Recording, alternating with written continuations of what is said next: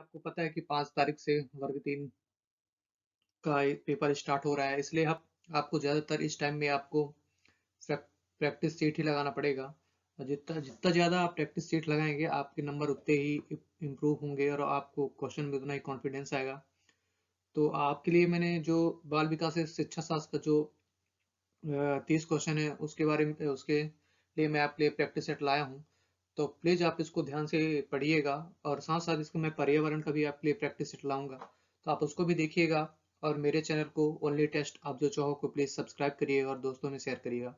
तो चालू करते हैं बाल विकास और शिक्षा शास्त्र का 30 क्वेश्चन टेस्ट सीरीज। जो पहला क्वेश्चन है, एक अभ्यर्थी किसी सरकारी संस्था द्वारा नौकरी हेतु चयन नहीं किया गया। उसकी प्रतिक्रियात्मक स्वरूप यह कहता है कि रिश्वत का जमाना है, हम जैसे लोग कहाँ चयनित हो पाएंगे।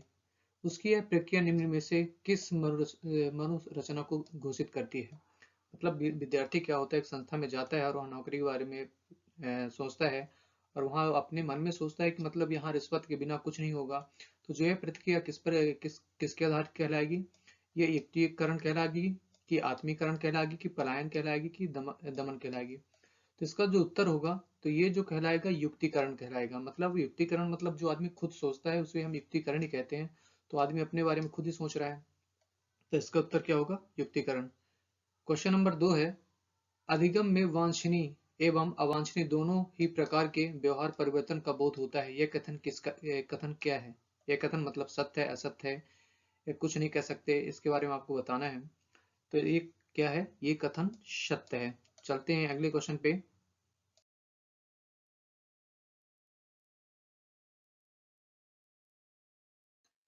कक्षा कक्ष प्रक्रिया के प्रमुख कार्य हैं। कक्षा कक्ष प्रक्रिया के प्रमुख कार्य हैं, देखिए इसमें क्या क्या है। निदात्मक कार्य है क्या, उपचारात्मक एवं मूल्यांकन कार्य, या सी ए या बी दोनों, या शिक्षण कार्य। तो इसमें क्या होगा, जो कक्षा कक्ष प्रक्रिया के प्रमुख कार्य हैं इसमें से ए भी आएगा और बी भी आएगा। तो इसके ऑप्शन दोनों सही होंगे। क्वेश्चन नंबर 4 है, अध्यापन के समय अध्यापक को निम्न में से किसका सर्वाधिक ध्यान रखना चाहिए। जो अध्यापक जब पढ़ाते समय, अध्यापन कराते समय उसको सबसे ज्यादा किस चीज की सावधानी रखना चाहिए। तो देखिए इसका उत्तर ऑप्शन विषय वस्तु का, या विद्यार्थियों की आयु का, या व्यक्तिगत भिन्नता का, या विद्यार्थियों की पारिवारिक मूर्ता का। इसका उत्तर क्या होगा, इसका उत्तर क्या होगा, व्यक्तिगत भिन्नता का सर्वाधिक ध्यान रखना चाहिए। क्वेश्चन नंबर 5 है, यदि कक्षा में पढ़ाते समय आपको महसूस होता है कि अचानक सभी बच्चे पढ़ने में रुचि नहीं ले रहे हैं, तो आप क्या करेंगे। तो इसका ऑप्शन देखिए, कोई ध्यान नहीं देने और पढ़ाना जारी रखेंगे, पढ़ाना बंद कर देंगे, बच्चों को ध्यान देने को कहेंगे, कारण जानने की कोशिश करेंगे। तो इसका उत्तर क्या होगा, कारण जानने की कोशिश करेंगे। क्वेश्चन नंबर 6 है, विकास की प्रक्रिया चलती है। विकास की जो प्रक्रिया कैसे चलती है, पौधावस्था तक चलती है, किशोरावस्था तक, या जीवन पर्यंत चलती है, या अनिश्चित काल तक चलती है। तो विकास की प्रक्रिया क्या है, जीवन पर्यंत तक चलती रहती है। तो इसका उत्तर क्या होगा, option number C. Question number 7 है, थस्टर द्वारा प्रस्तुत बुद्धि का सिद्धांत। उन्होंने क्या बोला है कि प्राथमिक मानसिक योग्यता के अनुसार निम्न में से कौन सी योग्यता प्राथमिक मानसिक योग्यता नहीं है। थर्स्टन क्या बोलते हैं कि प्राथमिक मानसिक योग्यता इसमें से है और इसमें से जो नहीं है वो हमें बताना है।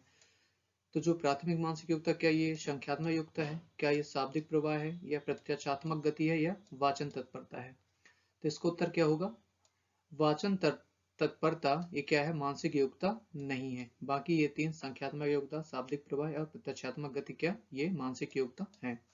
क्वेश्चन नंबर 8 है, बालक केंद्रित शिक्षा के अंतर्गत क्या सम्मिलित नहीं है। बालक के केंद्रित शिक्षा के अंतर्गत क्या सम्मिलित नहीं है। ऑप्शन देखिए, गृह कार्य प्रदान करना, बालक को प्रश्न पूछने के लिए प्रेरित करना, बालक के अनुभव को प्राथमिकता प्रदान करना, या बालक की सृजनात्मकता को बढ़ावा देना। तो इसका उत्तर क्या होगा, सम्मिलित नहीं है, गृह कार्य प्रदान कराना ये बालक केंद्रित शिक्षा के अंतर्गत सम्मिलित नहीं है। तो इसका उत्तर क्या होगा, option number A. Question number 9 है, क्वेश्चन नंबर 9 है कि राष्ट्रीय पाठचर्या की रूपरेखा 2005 की परिस्थितियों के संबंध में कौन सा कथन सत्य नहीं है। 2005 की संस्थितियों के अनुसार कौन सा कथन सत्य नहीं है। सत्य नहीं है। देखिए ऑप्शन, विश्वविद्यालय को राजनीतिक से मुक्त रखना, ज्ञान को बाह्य जीवन से जोड़ना, राष्ट्र के प्रजातांत्रिक मूल्यों का सम्मान, या परीक्षाओं में लचीलापन। तो इसका उत्तर क्या होगा? विश्वविद्यालय को राजनीति से मुक्त रखना, ये इसका उत्तर सत्य नहीं है।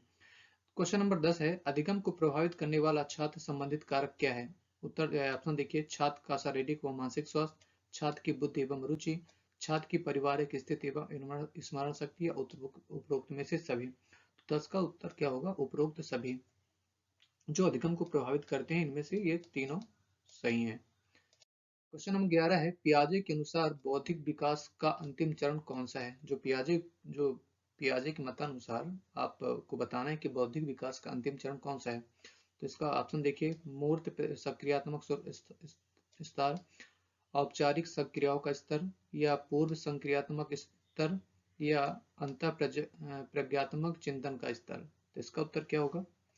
जो ये है औपचारिक सक्रियताओं का स्तर है, ये पियाजे के अनुसार बौद्धिक विकास का अंतिम चरण कहलाता है। क्वेश्चन नंबर 12 देखिए, तो मान लीजिए कि आप शिक्षक हैं, आपकी कक्षा में कुछ विद्यार्थी प्रायः ही अनुपस्थित रहते हैं। एक शिक्षक के नाते आप निम्न में से किस समाधान को अपनाएंगे? तो एक जो स्टूडेंट है वो कक्षा में अनुपस्थित रहता है, तो आप शिक्षक के नाते आपको क्या करना चाहिए? आपको ये समाधान आपको बताना है इस ऑप्शन में।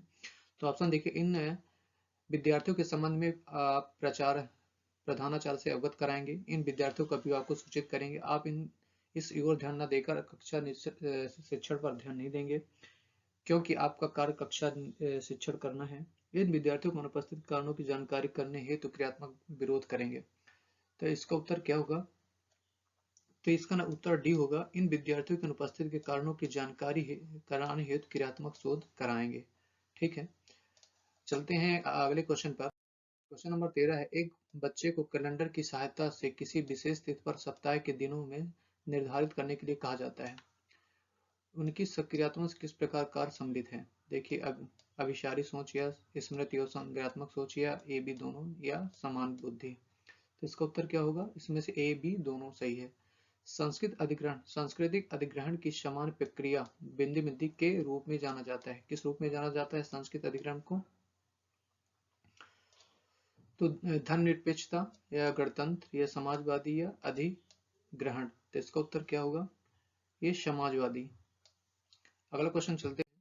क्वेश्चन नंबर 15 है, वर्तमान समाज में निम्न में से किसने जीवन के हर पहलू को संतृप्त किया है? अध्यापक किया है, या मीडिया किया है, या राजनीति किया है, या छात्र किया है? तो 15 का ऑप्शन क्या होता है? मीडिया ने क्या किया है? वर्तमान समाज के निम्न किसने जीवन के हर पहलू को संतृप्त किया है? तो इसका उत्तर क्या होगा? मीडिया। क्वेश्चन नंबर 16 है, कौन सी पद्धति सूचना पुनर्प्राप्ति डोमेन में एक केंद्रीय भूमिका निभाती है, जो कि एक मजबूत अनुभवजन्य परंपरा को बनाए रखता है? तो इसका उत्तर क्या होगा? देखिए, मूल्यांकन पद्धति क्या होगा? क्या आकलन पद्धति होगा, या प्रतिस्पर्धा पद्धति होगा, या शिक्षण पद्धति होगा? तो उसका उत्तर क्या होगा? मूल्यांकन पद्धति क्या है? ये जो मजबूत अनुभवजन्य परंपराओं को बनाए रखता है। क्वेश्चन नंबर 17 है, निम्न में से किस मनोविज्ञानी ने व्यक्ति की उत्पत्ति में आनुवंशिक की भूमिका को सर्वाधिक महत्व दिया है? तो किस मनोवैज्ञानिक ने क्या किया? आनुवंशिक की भूमिका को सर्वाधिक महत्व दिया है। देखिए, ऑप्शन वाटसन ने दिया है क्या, फ्रांसिस गॉल्टन ने दिया क्या, ब्रेने ने दिया है कि, या बुंड ने दिया है? इसका उत्तर क्या होगा? फ्रांसिस गॉल्टन ने क्या किया? आनुवंशिक की भूमिका को सर्वाधिक महत्व दिया है। देख, क्वेश्चन नंबर 18 है, स्कूल तथा समुदाय के बीच अच्छे संबंध के लिए निम्न में से क्या आवश्यक है? ऑप्शन देखिए, समय समय पर स्कूल की गति एवं गतिविधियों की जानकारी समुदाय को देते रहना चाहिए क्या? स्कूल में वातावरण को सुधारने में समुदाय के लोगों का सहयोग लेना चाहिए क्या? क्वेश्चन नंबर सी है, ऑप्शन नंबर सी है, शिक्षकों के अभिभावकों को निरंतर संपर्क में रहना चाहिए क्या, या उपरोक्त में से सभी? तो आई थिंक इसका उत्तर क्या होगा? उपरोक्त सभी जरूरी है। इस स्कूल और समुदाय के बीच अच्छे संबंध रहने के लिए हमें ये सभी ऑप्शन अपनाने पड़ेंगे। क्वेश्चन नंबर 19 है, बालक को सीखने के लिए आकलन और अनुदेशन के बीच डॉट डॉट के लिए दृष्टिकरण द्वारा सीखने की प्रभावित करता है। किससे करता है? अंतर, या भिन्नता, या आवश्यकता, या संबंधों का? तो इसका उत्तर क्या होगा? ये संबंधों के द्वारा क्या होता है? दृष्टा एवं सीखने की प्रभावित करता है। क्वेश्चन नंबर 20 है, अनुभव एवं प्रशिक्षण द्वारा व्यवहार में रूपांतरण की अधिगम है, यह कथन है किसका है? यह कथन किसका है कि अनुभव व प्रशिक्षण द्वारा व्यवहार में रूपांतरण ही अधिगम है? इसका ऑप्शन देखिए, क्या स्किनर का है क्या, या गेट्स व अन्य का है क्या, या सी कानवेन का है, या वुडवर्थ का है? तो 20 का उत्तर क्या होगा? ए स्किनर का कथन है कि अनुभव एवं प्रशिक्षण द्वारा व्यवहार के रूपांतरण ही अधिगम है। ये किसने बोला है? स्किनर ने बोला है। दोस्तों प्लीज मेरे चैनल को सब्सक्राइब करिएगा। आपके लिए मैं जब तक आपका एग्जाम नहीं होगा तब तक मैं आपको डेली सेट देता रहूंगा, प्रैक्टिस सेट देता रहूंगा। आपको इस टाइम में प्रैक्टिस सेट ही लगाना है, तो प्लीज आप इनको ध्यान से पढ़िएगा। क्वेश्चन नंबर 21 तक चलते हैं। बौद्धिक रूप से रचनात्मक विद्यार्थियों को क्या कहते हैं? देखिए, दुनिया के विषय में अपना दृष्टिकोण निर्मित करने पर बल देता है क्या? सूचनाओं को पुनः स्मरण द्वारा जांच करने के लिए बल देता है क्या? या शिक्षण की महान भूमिका की जानकारी देता है? या विभिन्न व्यवहारों पर उनके द्वारा किए गए अनुकरण की भूमिका पर केंद्रित करता है? तो इसकी इस 21 का उत्तर क्या होगा? ऑप्शन नंबर ए, दुनिया के विषय में अपने दृष्टा को निर्मित करने पर बल मिलता है। क्वेश्चन नंबर 22 है, वातावरण द्वारा शारीरिक लक्षण सबसे कम प्रभावित होते हैं, इस संबंध में कौन सा कथन सत्य है? देखिए, शिक्षात्मक उपलब्धियों पर बालक के अभिव्यक्ति का अधिक प्रभाव पड़ता है। Question number option number B है, वातावरण पर सीधा प्रभाव शारीरिक लक्षण पर पड़ता है क्या? ऑप्शन नंबर सी है, स्वभाव स्वभाव पर वातावरण का अधिक प्रभाव पड़ता है क्या? या उपरोक्त में से कोई नहीं? तो 22 का जो ऑप्शन होगा, स्वभाव पर वातावरण का अधिक प्रभाव पड़ता है, सही है। वातावरण का बच्चों की लाइफ में या सभी की लाइफ में काफी महत्वपूर्ण रखता है। क्वेश्चन नंबर 23 है, शिक्षकों को शिक्षकों की माने तो आजकल छोटे बच्चों पर पुस्तकों का बोझ अधिक होता है, इस हानिकारक होने का संबंध में आपकी राय क्या है? आपने देखा होगा काफी जो प्राइवेट स्कूल है उनमें काफी बस्तों का बोझ बढ़ गया है, तो आप इसमें प्रतिक्रिया क्या है? आपको यही देना है। तो छात्र प्रत्येक प्रत्येक का अध्ययन नहीं कर सकते हैं, अधिक भार से मानसिक विकास अवरुद्ध होता है, अध्ययन के प्रति अरुचि उत्पन्न होती है, कंधे पे हड्डी का कुप्रभाव पड़ता है।